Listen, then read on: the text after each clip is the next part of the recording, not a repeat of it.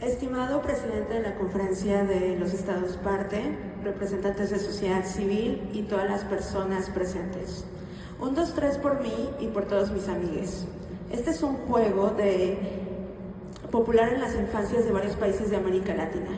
El decir 1, 2, 3 tiene que ser en una base con la finalidad de salvarse en un juego de escondite. ¿Cuál es la base de las infancias y las juventudes hoy? ¿Cuántos asesinatos más por bombardeos? ¿Cuántos días más de restricciones de agua, comida, vivienda y vida? ¿Cuánto racismo seguiremos tolerando con el sistema apartheid? ¿Cuántas muertes se necesitan para romper los regímenes de silencio? ¿Cuánta tolerancia a genocidas seguirá arropando los sistemas internacionales y las organizaciones de derechos humanos? La corrupción se viste de uniforme para cometer crímenes de lesa humanidad. No hay anticorrupción sin antimilitarismo. Desde Mejiro, la organización que represento hoy, queremos usar este espacio para explicar la relación entre corrupción y militarización ante la falta del enfoque de derechos humanos y de la perspectiva de género en la Convención de Naciones Unidas contra la Corrupción. En el sur global, en especial, en nuestros territorios de América Latina y el Caribe, vivimos niveles muy altos de violencia y violaciones graves a derechos humanos, sobre todo cuando los estados deciden utilizar a las Fuerzas Armadas en las tareas de seguridad pública y otras tareas civiles.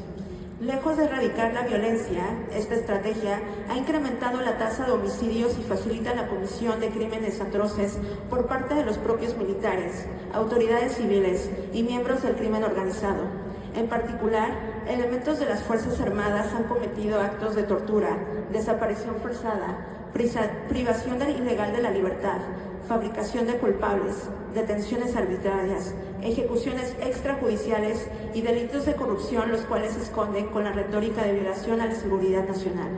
Le llamamos militarización al uso de las Fuerzas Armadas, no solo en las tareas de seguridad pública y en otras tareas que deben ser civiles, como la construcción de infraestructura, las tareas de salud pública, la organización de elecciones y el control de espacios civiles con la finalidad de potencializar a las fuerzas castrenses como un actor político para legitimar al Estado, pues las fuerzas militares influyen en las relaciones sociales a través de lógicas militaristas masculinizadas y racializadas.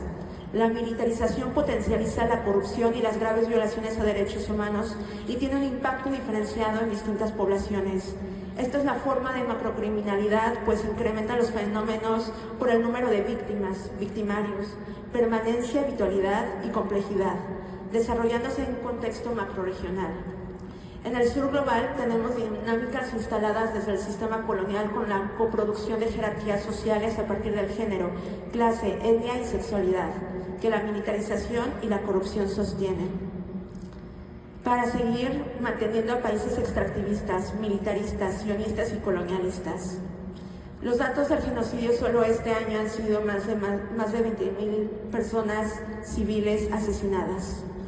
Necesitamos un plan concreto contra la corrupción con el retiro paulatino de las Fuerzas Armadas en las tareas de seguridad pública y civiles en el mundo y el fortalecimiento de las fiscalías no solo en materia de capacitación técnica sino también en su independencia. Para ello es necesario que los estados aprueben las resoluciones que ponen en el centro a la vida, los derechos humanos y la perspectiva de género en el marco de los 20 años de la Convención de las Naciones Unidas contra la Corrupción para avanzar en un mecanismo internacional para desmantelar redes macrocriminales, un retiro progresivo de militares y generar procesos de justicia. Fuera sus guerras de nuestros cuerpos y territorios.